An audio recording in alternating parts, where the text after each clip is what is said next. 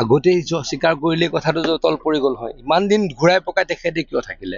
ইমান দিনে তেখেতলোকক যদি খোৱাত দিয়ে আপুনি পানী খাব নেকি? তেখেতে কৈ দিয়ে মই চাহ খাম। আপুনি ভাত খাব নেকি? তেখেতে কৈ দিয়ে মই ক'ৰবাত বাহিৰলৈ যাম। তেনেকৈ কথাবিলাক কয়।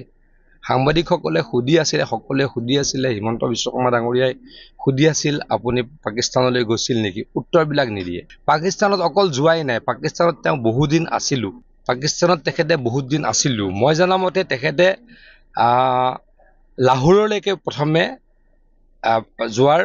যোৱাৰ অনুমতি পাইছিলে। তাৰ পাছত আকৌ বেলেগ কেইবাখনো ঠাই তেখেতে ঘূৰি আহিছে। কেনেকুৱা তেখেতৰ সংযোগ আছে? ইমান ষ্ট্ৰং বণ্ডিং পাকিস্তানী কৰ্তৃপক্ষৰ লগত তেখেতৰ আছে। আজিয়ে মই এটা টুইট কৰিছোঁ।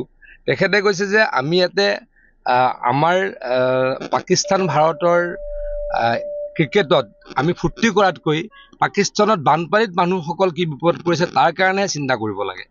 ইমান ডাঙৰ পাকিস্তানী চিম্পেথাইজাৰ কেনেকৈ গৌৰৱ গগৈ ডাঙৰীয়া হ'ল, এইটো নিশ্চয়কৈ চিন্তনীয়। অয়োধ্যা ব্যৱস্থাটো তদন্ত চলি থাকিব, কিন্তু এগৰাকী সাংসদে পাকিস্তান বাৰে বাৰে ভ্ৰমণ কৰে, যিগৰাকীয়ে পাকিস্তানৰ ছাপোৰ্টত কথা কয়, তেখেতে উত্তৰবিলাক সোনকালে কিয় নিদিয়ে? উত্তৰবিলাক কওঁতে কিয় ঘূৰাই পকাই উত্তৰ দিয়ে? গতিকে তাত আৰু নিশ্চয় কিবাকৈ ৰহস্য আছে মোৰ বোধৰে।